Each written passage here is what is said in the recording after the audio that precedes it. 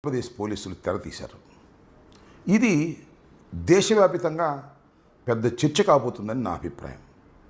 అదేమిటంటే జగన్మోహన్ రెడ్డి గారికి ఉన్నటువంటి Z+ సెక్యూరిటీని ఒక్కరోజు వితౌట్ నోటీస్ ఆయనకు కూడా చెప్పకోకుండా విత్డ్రా చేశారు.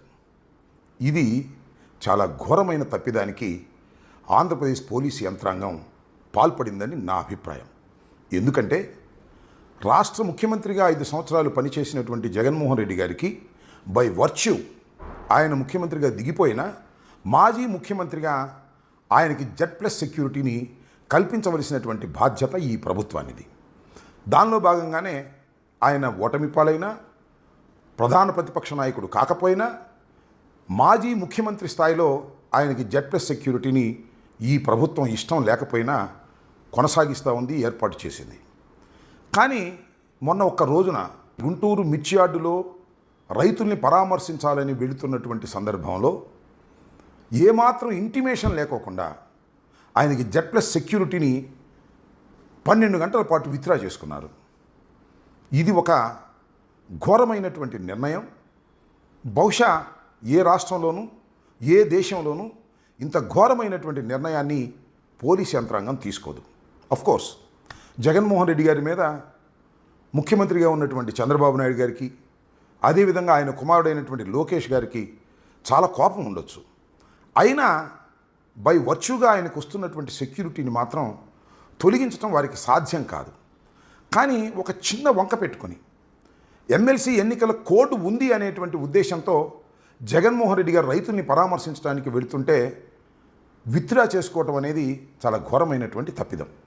ఈ తప్పిదానికి సరే చంద్రబాబు నాయుడు గారు, లోకేష్ గారు సమాధానాలు చెప్పకపోయినా పోలీస్ యంత్రాంగంలో ముఖ్యులైనటువంటి డీజీపీ హరీష్ కుమార్ గుప్తా గారు, అదేవిధంగా గుంటూరు ఐజీగా ఉన్నటువంటి సర్వశ్రేష్ఠ త్రిపాఠి గారు, అదేవిధంగా గుంటూరు ఎస్పీ సతీష్ గారు తప్పనిసరిగా ఈరోజు కాకపోయినా ఏదో ఒక రోజున దీనికి సమాధానం చెప్పుకోవాల్సినటువంటి అవసరం ఏర్పడుతుందనేది నా అభిప్రాయం. ఎందుకంటే భారతదేశంలో ఒక కట్టుబాట్లు, ఒక సాంప్రదాయాలు, ఒక రాజకీయ ఫ్రేమ్వర్క్లో అందరూ పనిచేయాలి.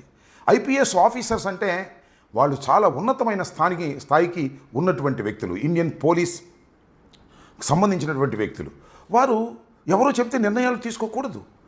చంద్రబాబు నాయుడు గారి కోపం ఉన్నంత మాత్రాన చంద్రబాబు నాయుడు గారు చెప్తే మేము నీ నిర్ణయాలు తీసుకున్నామని రేపు న్యాయస్థానాల ముందో లేకపోతే వారికి ప్రశ్నించినప్పుడు సమాధానం చెప్పుకోవటం సాధ్యపడేటటువంటి అంశం కాదని ఈ సందర్భంగా నేను చెప్పదలుచుకున్నాను. ఇంత ఘోరమైన తప్పిదానికి ఎందుకు పాల్పడ్డారు అనేది ఇక్కడ పెద్ద చర్చ కాబోతున్నది. నాట్ ఓన్లీ ఆంధ్రప్రదేశ్, భారతదేశంలోనే Z+ సెక్యూరిటీ కొనసాగిస్తున్నటువంటి ఒక వ్యక్తికి, ఆ వ్యక్తి ఎవరైనా కావచ్చు, చట్ట ప్రకారం Z+ సెక్యూరిటీ ఉన్నటువంటి వ్యక్తిని సడన్గా విత్డ్రా చేసుకుంటే ఏమవుతుంది? దీనిలో కుట్రలు కూడా జరగవచ్చు కదా.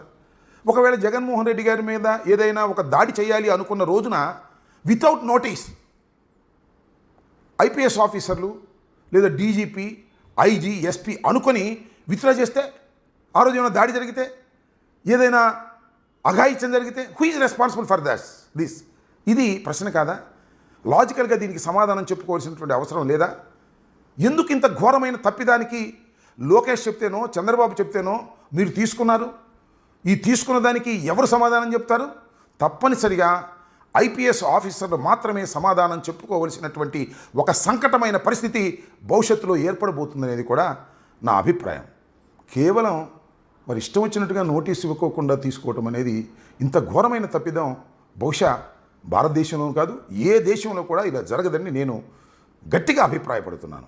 దీని మీద మేధావులు ఆలోచించాలి, ఐపీఎస్ ఆఫీసర్లు ఆలోచించాలి.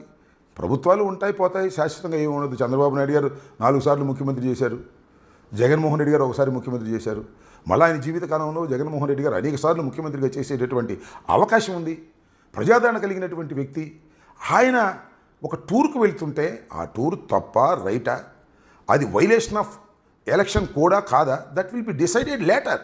Who are you to decide? మీరు కాదు కదా డిసైడ్ చేయాల్సింది. కేసు పెట్టారు, అది కూడా ఒక తప్పుడు కేసు. అక్కడ పర్యటనలో లేని వారి మీద కూడా కేసులు పెట్టారు. సో ఈ విధంగా ఒక తప్పుడు కేసులు పెట్టడమో, తప్పుడు నిర్ణయాలు చేయటమో చేస్తే వ్యవస్థలు ఎలా బతుకుతాయి? సామాన్య ప్రజలు ఎలా బతుకుతారు? ఒక మాజీ ముఖ్యమంత్రికి ప్రజాదరణ కలిగినటువంటి వ్యక్తికే మీరు ఈ విధంగా కుట్రపూరితంగా రాజకీయంగా రాజకీయ నాయకులు చేయొచ్చు, కానీ ఐపీఎస్ ఆఫీసర్లు కుట్రలో భాగంగా చేస్తే ఎంత ప్రమాదం వస్తుంది ఈ దేశానికి అనే విషయాన్ని తప్పనిసరిగా సీనియర్ ఐపీఎస్ ఆఫీసర్లు, రిటైర్డ్ ఐపీఎస్ ఆఫీసర్లు, ఇవాళ వందల సంఖ్యలో మన రాష్ట్రంలో ఐపీఎస్ ఆఫీసర్లు ఉన్నారు. వారు తమ డ్యూటీని ప్రాణాలకు తెగించి చేసినటువంటి సందర్భాలు కూడా ఉన్నాయి.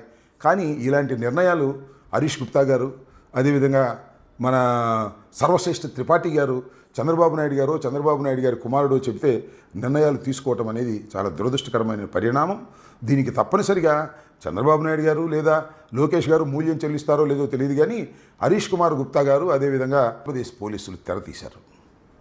ఇది దేశవ్యాపితంగా పెద్ద చర్చ కాబోతుందని నా అభిప్రాయం.